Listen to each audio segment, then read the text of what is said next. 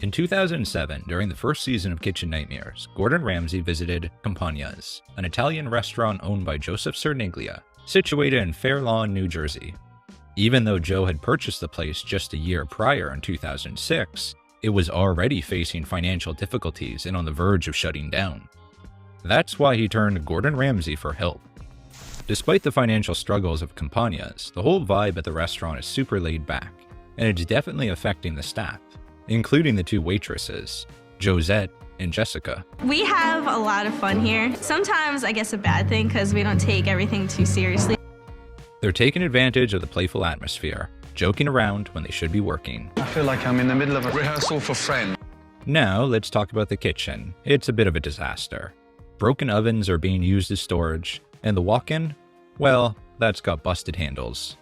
On top of that, Joe, the owner and the head chef, tends to get flustered easily, and it's stressing out the entire crew.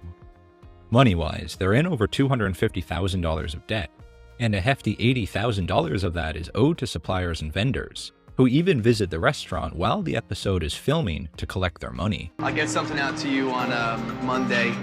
You better. Here comes Gordon, not too thrilled to find the restaurant nestled in a strip mall, but hey, it's the food that counts, right? He is greeted upon entry by Josette first. When he first meets Joe, Gordon's first impression is that he waves his hands around a lot. I point a lot, I use my hands, I'm Southern Italian, so there's a lot of that.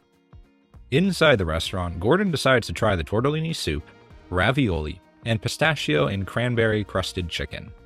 The kitchen gets to work, but their goofing around can be heard in the dining room. The brow. Relax. First on the table is the soup, but it falls short, bland and lacking any real flavor. Gordon then questions the origin of the meatballs. Josette tries to dance around it, but eventually spills the beans. They're bought from a supplier. I think Gordon's gonna drive me crazy. By the end of it all, it's gonna drive us all crazy. The ravioli, not impressive. Way too much garlic and drowning in sauce. And the big finish, the chicken pistachio, is dry and overly sweet. In the kitchen, Gordon doesn't hold back. He gives the staff straight up feedback, letting them know that their food doesn't meet the mark for good Italian dishes. Gordon called me out on my food. I'm not happy. Moving on, Gordon takes a look at the refrigeration units. The good news, they are clean. Bad news is they're jam-packed with food. It's as if they've stocked up for a restaurant in full swing, but the reality is, with such low customer numbers, they're just throwing money away on excess produce. Still, to get the full picture, Gordon decides to observe the dinner service that evening. He quickly realizes the staff is behaving more like they're in high school than a restaurant. I'm kind of like the biggest flirt here. We just all feel very comfortable around each other. How true that statement would be. The root of the issue becomes apparent. Gordon gathers everyone and tasks Joe with trimming 3 servers to cut costs for the evening. Joe cuts 3 people, some who are upset that their shift got cut at the last minute. Gordon tells each of them to essentially piss off on the way out as a parting gift as well. Good. Take care, buddy. Get yourself a haircut. Katie, thanks, but no thanks. As dinner service begins with the new slimmed-down crew, the kitchen finds themselves swamped with orders. The cooks grapple with the demand, leaving customers in the dining room waiting for their food. That's what Campania is known for, is waiting 3 hours for your food. One customer couldn't take it any longer and even resorted to ordering a pizza. Yeah, how you doing? I'd like to place an order for a pizza. When the food finally reaches the tables, it's not up to par, prompting Gordon to intercept subpar dishes from the kitchen. He notices a trend. Most customers are leaving with takeaway bags, a result of oversized portions. It is not just the food the customers are taking home, but also Joe's profits. Gordon points out to Joe that this is another financial drain. Giving away such large portions is not making financial sense. While discussing the issue, Gordon brings up the wastage concern, but Joe defends it, claiming it's what they're known for and what customers desire. Why did you decide to go into business if you haven't got a clue how to run a business? Feeling embarrassed with these accusations, Joe begins to get upset. He asks Gordon to refrain from bringing these issues up in front of the customers. Gordon is frustrated that he can't get through to Joe. Trying a different strategy, the following day, Gordon meets with Melissa, Joe's wife. She shares the high stakes involved, expressing concern about potentially losing their house and everything they have if the restaurant fails. If this restaurant fails, we would lose everything. I mean, I'll lose my house. Melissa emphasizes Joe's passion for the business, but acknowledges the need for a fresh perspective. Equipped with a plan of action, Gordon returns to Campania, assuming control and offering valuable guidance on food preparation and presentation to enhance the kitchen operations of the restaurant. To revamp the restaurant's image, Gordon introduces a new signature dish, meatballs. Joe and the kitchen staff love the idea. The team hits the streets, utilizing a branded truck and t-shirts with the tagline, "New Jersey's Best Meatballs," to promote the business across town. In a candid conversation, Joe discloses that they've lost $120,000 in 18 months with loads of additional debt. Gordon, urging seriousness, emphasizes the need for a dedicated approach to the business. In a mysterious revelation that sparks some debate, Gordon conveyed a metaphorical prophecy veiled in darkness as a warning to Joe. Your business is about to swim down the Hudson. Don't take it personally. Just take it seriously. With that warning to Joe, Gordon's team works overnight as the restaurant undergoes a makeover. The new Campania has a more modernized look, a prominent and stylish new sign out front, and improved seating inside. Changes extend to the kitchen with a big, beautiful new stove, which pleases both Joe and Jean, the chef. Gordon also bought them new, smaller plates to replace those gigantic-sized plates they were using before. The menu is revamped, featuring the signature meatballs in both starters and entrees. If people start bitching, the meatballs are going to come out of the kitchen. To boost morale, Gordon introduces a bingo competition, offering a $100 prize for selling every dish on the menu. The relaunch begins successfully, with customers loving the new offerings, except for one dissatisfied guest. Dad, I wouldn't even feature my dog. Terrible. When the waiter tells Gordon about this and he realizes there is nothing wrong with the food, he decides to stick up for his chef. He goes and has a word with the customer who complained. He tells her to stop causing trouble for the restaurant. A frustrated Gordon quips this one out next. So sorry about the old bag. An hour into the dinner service and the bingo is achieving its goal of pushing the menu items.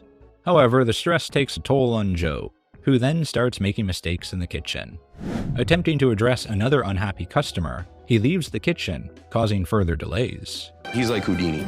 He's not around and you have to pick up the slack. Orders pile up in the kitchen as Campania begins to revert back to its old ways. A confrontation escalates in the parking lot, involving an unsatisfied customer and a defender of the restaurant's food. Police intervention resolves the situation, allowing the night to proceed. Gordon counsels Joe, emphasizing his leadership role in the kitchen and advising him to limit his time in the dining area. Despite the challenges, the relaunch concludes positively, with the team efficiently serving a whopping 203 customers and generating $7,500 in sales, triple the previous night's earnings. Josette wins the $100 bingo prize. Gordon commends the team for their improved performance. The original episode ends on a positive note as Joe begins to act like a boss. Campania is now focused on quality rather than quantity. To formally signal the start of a fresh chapter, Gordon Ramsay begins breaking the old, large plates as a symbolic gesture, indicating a clear break from the past. The breaking of the plates, how symbolic was that? Wasn't it awesome? Out with the old and, into the new. The Kitchen Nightmares episode was filmed in 2007, with the episode airing on TV in November of that year. As the economy took a hit due to the housing market shutdown, restaurant sales started a downward slide. Customers were trimming expenses, including dining out less often. Several restaurants faced immense challenges during this challenging period, and unfortunately, not all were able to overcome them. The dotted purple line shows the decline in household spending on food expenditures away from home. The subsequent years proved to be a tough stretch for the restaurant industry. Despite the challenges of the economy at the time, the publicity from Kitchen Nightmares brought a surge of customers to Campania. As soon as the episode aired, Campania's phone began to ring, and it didn't stop for a long, long time, Joe said in an interview with the Star Ledger's restaurant critic Teresa Politano. For Gordon Ramsay to come in and do that, it was good PR for me, says Cerniglia. The most important change was streamlining the menu, going from this encyclopedic menu to a nice, two-page menu focusing on seasonal picks, Overall, it helped our food costs and execution. That was the most important change, Cerniglia says in an interview with New Jersey Monthly. It was exactly what we needed to really get us from losing money to breaking even to making money now. Joe's public fame would not stop there. He would continue on, winning Chef Central's Bergen County Ultimate Chef competition in 2008 and was runner-up in 2009. This was a local version of the popular Iron Chef TV show. He was recognized as one of the top 5 chefs in the Garden State by Inside Jersey magazine in 2010. He was active in the slow food movement, with a focus on locally sourced ingredients. Looking back at the Yelp reviews from that time, customers particularly praised the delicious food, with a special shout-out to the meatballs that Ramsay implemented. However, some reviews were upset with the lack of customer service and extended wait times. Yelp comments mentioned concerns like having to wait 45 minutes just to get the bread, and then another 45 minutes for the main course. In one instance, a customer spotted a red smudge on their plate that looked like it could be blood. Still, come 2010, the economy had weathered the worst of the recession, and the outlook was optimistic. It appeared that Joe skillfully steered the restaurant through the economic downturn, emerging on the other side with success. Unfortunately, Joseph Cerniglia's married life appeared to be anything but smooth. Family members mentioned that he had been separated from Melissa for quite some time, although no legal documents had been filed. Some suspected that their relationship was on shaky ground even during the filming of the Kitchen Nightmares episode. People began to notice that Joe was forming a relationship with Jessica Murata, who you recall was one of the waitresses featured in the episode. I'm probably like the biggest flirt here. We just all feel very comfortable around each other. A former colleague would say of the pair, "I assume Joe and Jessica were romantically involved because of the way they interacted with each other. They were very close, and when the rest of the people went home, they would stay behind alone to clean up." Jessica's ascent at Campania after the Kitchen Nightmares episode was nothing short of remarkable, transitioning from a waitress to a skilled pastry chef. It was even suspected that she eventually claimed a stake as part owner of Campania's. Then Joe's life was about to take yet another unexpected turn. On July 15, 2010, a call to 911 was made, alleging that the restaurant owner had overdosed. When paramedics reached Campania, they found Joe in urgent need of medical attention, experiencing intense shaking and profuse sweating. Reports indicate that Cerniglia was rushed to Hackensack University Medical Center. Later, the police charged him with being under the influence of narcotics. A month later, on September 16, 2010, for unknown reasons, Joe chose to sell Campania. A quiet and sobering turn of events occurred precisely 8 days later, on Friday, September 24th, 2010. Joseph Cerniglia, a New Jersey restaurant owner who previously appeared on an episode of Chef Gordon Ramsay's show Kitchen Nightmares, was found dead in the Hudson River. A body was found soon after a motorist reported seeing a man jump off of the George Washington Bridge. Cerniglia was depicted on the show as having financial issues. Ramsay once said that Cerniglia's business was going to, quote, swim down the Hudson. He had eerily predicted the troubled chef's fate. Following the tragic taking of his own life, the media engaged in speculation regarding the reasons behind Joe's unexpected demise. The New York Post put on the front page a headline about the tragic chef's so-called secret fling. They then went one step further, referring to him as the suicide chef with a secret girlfriend, implying an affair. Contrary to the idea of a secret fling, Joe's relationship with Jessica wasn't hidden. He had already separated from Melissa at that point and was openly dating Jessica.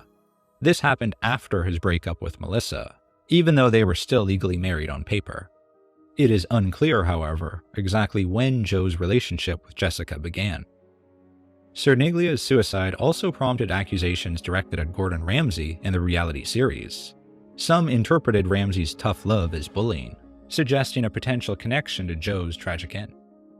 In particular, Ramsay's comment about Joe's business floating down the Hudson River was noted, the same river where Joe ultimately met his fate. Your business is about to swim down the Hudson.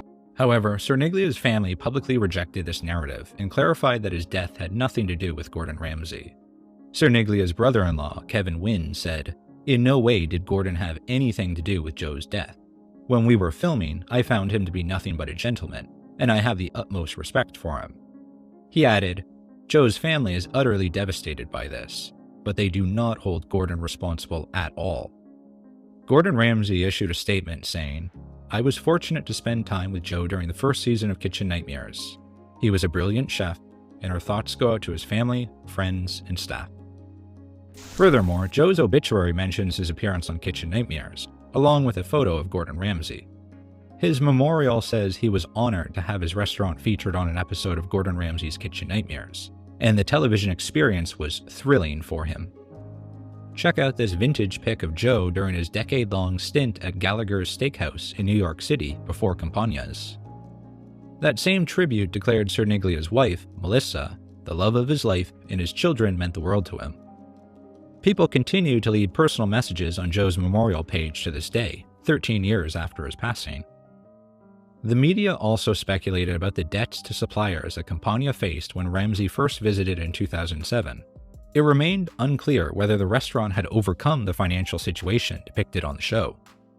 After his death, his family posted a message on his Facebook page requesting friends to send money in lieu of flowers. One of his 3 sons, Evan Cerniglia, who you recall briefly was in the original episode as a little boy. Evan, nice to see you. Girlfriend's name? Has gone on to become an actor, director, and writer according to his IMDb profile, having graduated from New York University with a degree in creative writing. He posted on Twitter that he was proud to contribute to Suicide, an anthology, with his own contribution to the collective works. All proceeds from the sale of this book go to the American Foundation for Suicide Prevention.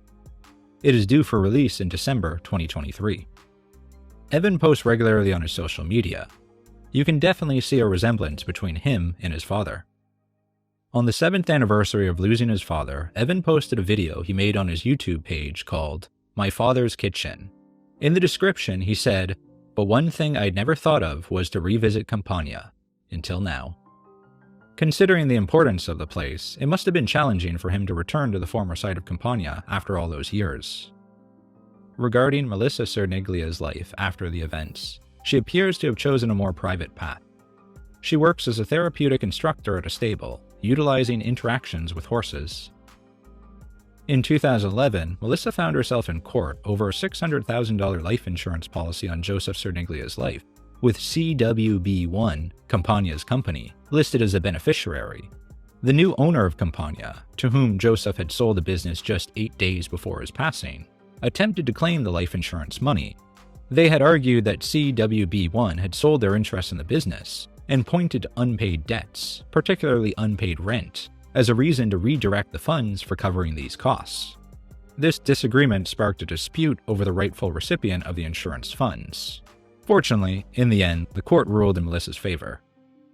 The new owners who acquired Campania didn't manage to keep the place running for long. The recently acquired Campania closed its doors at the end of 2010. Sage Restaurant, a new Italian-American eatery, took over its location on March 29, 2012. With consistently positive online reviews, it continues to thrive even today, 11 years later, suggesting it's doing something right. Oh, you'll notice they kept the interior design quite similar to how it was during Kitchen Nightmares. Nothing too flashy, just some subtle tweaks. As for Jessica, what culinary path did she tread after the tumultuous Campania era? Hi, my name is Jessica. I'm a pastry chef. I'm 28 years old. As well as doing pastry, I also dabble on the savory side of the kitchen. So this would be actually awesome, a piece of grilled fish or like some tuna. A year after Joe's passing, a video captured Jessica in her new gig at Ooh La La Catering and Events in her post-restaurant life. Per Ooh La La's website, they're all about full-service, drop-off, and hybrid catering for diverse events in the New York and New Jersey area. Jessica is one of the pastry chefs and has won several prizes at catering competitions since joining the company. She was on Food Network's Sweet Genius in 2012, a series featuring pastry chefs taking on sweet challenges. 16 years since the original Kitchen Nightmares episode, Campania's restaurant navigated the culinary landscape, marked by challenges and triumphs. Yet the story is tinged with tragedy as Joe Cerniglia, the chef scrutinized by Gordon Ramsay, faced an untimely end. Cerniglia's death serves as a poignant reminder of the industry's pressures, emphasizing the need for resilience and compassion in the demanding world of restaurants.